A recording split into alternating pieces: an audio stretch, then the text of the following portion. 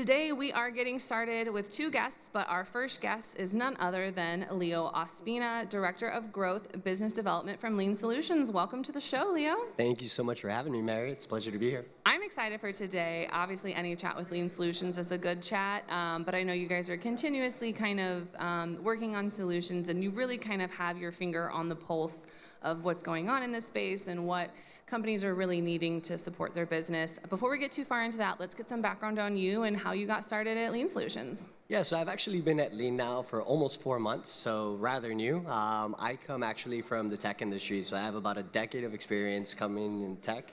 I started my career at Uber and really helped Uber expand and grow. This was back in 2013 when it was just launching and getting off the ground. Spent about 4 years there. Then I transferred over to Flexport, where I spent 5.5 years. That's where I really entered the logistics industry and also helped Flexport expand to what it is today. At Flexport, I actually led partnerships and helped lead Latin America and our expansion into the region. And recently transitioned to Lean Solutions Group to really help, right? Lean Solutions Group over the last few years has seen exponential growth, similar to how Uber and Flexport saw exponential growth. And I'm really there to help leverage that growth and build process and a little bit more rigor into how we do things. And so really excited to be a collaborator there. I am very excited about that, not only because I have seen firsthand the benefit of a Lean Solution Group. We definitely had a situation that we needed help with, and basically one phone call to you guys had a basically like, it was like someone was sitting right next to me, but we had them in Latin America, and I absolutely love that because they were super easy to work with, and it was just one of those where it was like, oh, we don't have to sit here and like go and find the right person. We just called you guys and you were like, oh yeah, we have someone that's like ready to go. Just give them access and spend a day showing them how to do what they're supposed to do. And we were like, this is so easy.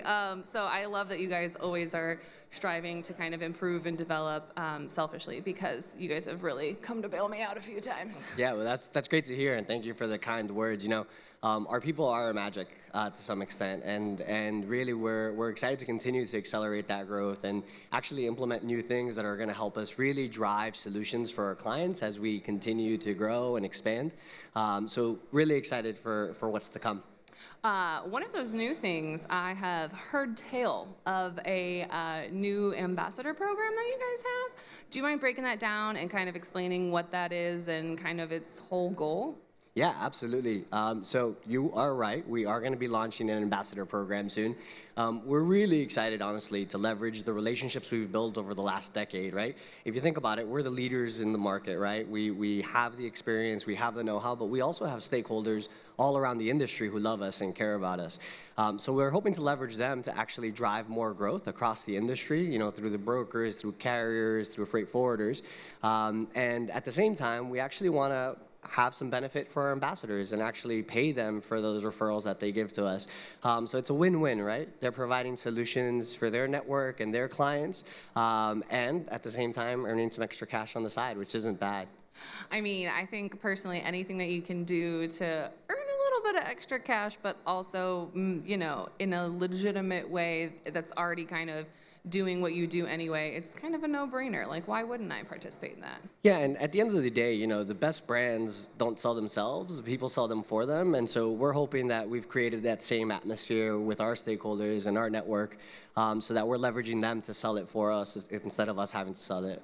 I like it. The good old-fashioned word of mouth. Yeah. You guys, that works, what, 10 times faster than like just other traditional methods? Yeah. You guys know the Yeah, and drill. it's more effective at the end of the Yes. day, right? Like, it's much easier when a friend is selling you something than when somebody is selling you something. So, so we're excited about that, and we think it'll drive a significant portion of our growth moving forward.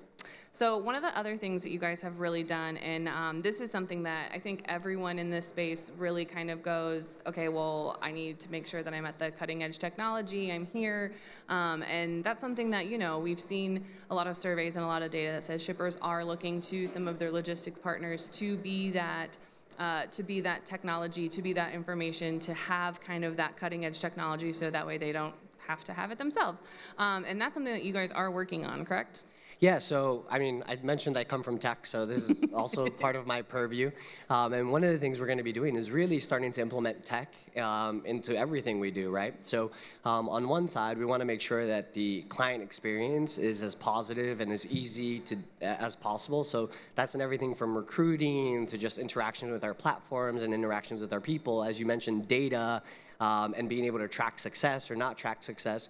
But also, we'll be starting to implement technology into our operations as well. And so, our name is Lean Solutions Group, and the idea is how do we continue to provide solutions to the customers? And what we're hearing from our customers is that they're looking for even more efficiency, for even greater output. And so, AI and the revolution of technology obviously is changing a lot of that. And so we're going to make sure that we're at the forefront of that, right? Like we have this 10-year sort of leeway or that runway that we've had over the last decade to be market leaders. Well, we also want to be market leaders when it comes to implementing tech into our solutions. Oh, 100%, because I know that you guys have been kind of the go-to of like, oh, I just need a couple people to help out this development team, or I have this shipper, they need some help, can you guys help them out?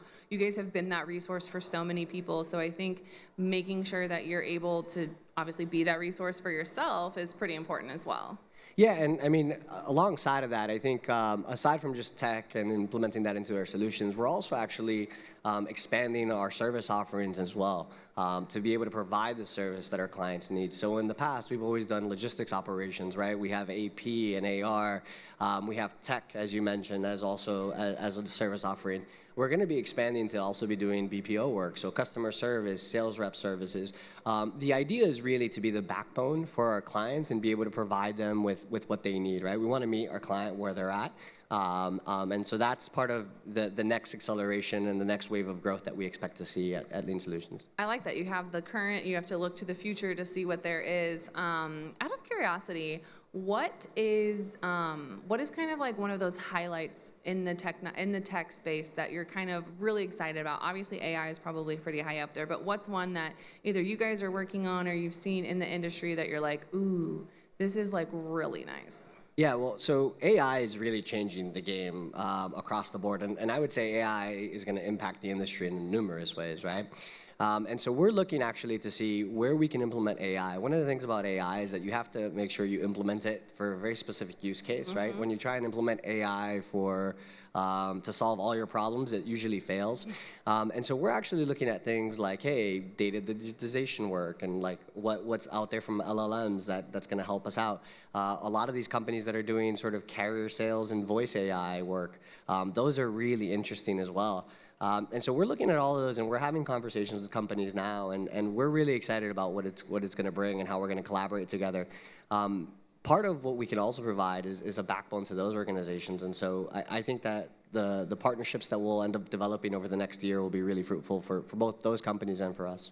I think one of the things that you said is really, really crucial is that you're implementing AI strategically, because everyone's like, AI, we'll just put it out there. But also, like, you get out of it what you put in. So if you're just, it reminds me of like when Bluetooth first came out and everybody put Bluetooth on everything. And I was like, why do we need Bluetooth on a refrigerator? Yeah, your fridge doesn't need to talk to you. Yeah, and so that's what I'm just like, okay, I feel like we're kind of having that with AI where everybody's like, oh, we're going to put AI on everything. And I was like, cool, but like, why? Yeah, what's the problem you're trying to solve, right? Exactly. So I like that you brought that strategic point up, because that is true. Like, you have to have like kind of what you want it to solve in the future, because otherwise you're like, hey, I paid a lot of money for this.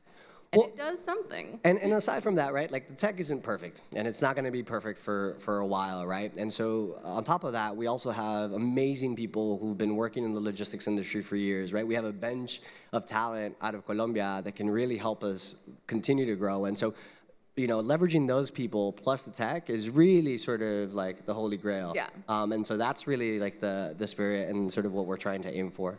That is really important, because, I mean, even as long as people have been talking about, oh, I'm going to implement this thing, I'm going to do this for data analytics or whatever, like, you can have all of this fancy, like, number crunching, data crunching, et cetera, but ultimately you need someone on the other end that's going to sit there, take that information and make it into actionable, real data that you can ultimately do something with, which I think is that component everybody kind of forgets. Yeah, AI has these hallucinations essentially, right? Where it's like where it just messes up, it kind of gets lost in the ether. And so making sure you have people there to actually, fix those mistakes and actually service the client. I mean, at the end of the day, this is still a relationship industry, right? And so we want to make sure that we don't completely pull away from that, and we know that that's really important. So I think that that's going to be really important as we look to implement this tech and we look to transform the business. I absolutely love that, kind of staying rooted in what is happening currently, but also still looking to the future to make sure that you're on track and making the right decisions. But that leads us into, normally this is the time where we ask the ever so popular question of, is a hot dog a sandwich? However, we've had 150 episodes of that, and we had a really good answer. So we've decided to introduce a new final question. And Leo, today, yours is going to be, if you had to build a house out of any food, what would it be?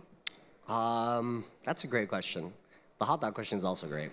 But I think I would build mine out of coffee beans for a number of reasons. One, I'm Colombian American, so it'll feel like home having coffee beans all around me. Two, who doesn't love the smell of coffee every day when they wake up? That's fair. And three, coffee's pretty sturdy, right? Like it is. It's a pretty sturdy element. So I think that coffee's really the way to go. Plus, if you ever need some energy, you just grab a piece of your wall. And it's like instead of ripping off wallpaper, you just pluck off some coffee beans and you're ready to go. It's perfect. All right, so Leo, thank you for joining us today. If anyone wants to find you outside of the conference, or if they have any questions to follow up with you, where can they find you? Yeah, so they could find me on LinkedIn as Leo Ospina, or my email is Leo Ospina. The O is not doubled. It's actually all it's just one, at leangroup.com. Awesome. Well, thank you so much for joining us today, Thank you for having me, Mary. Enjoy the rest of the event. Thank you. Appreciate you.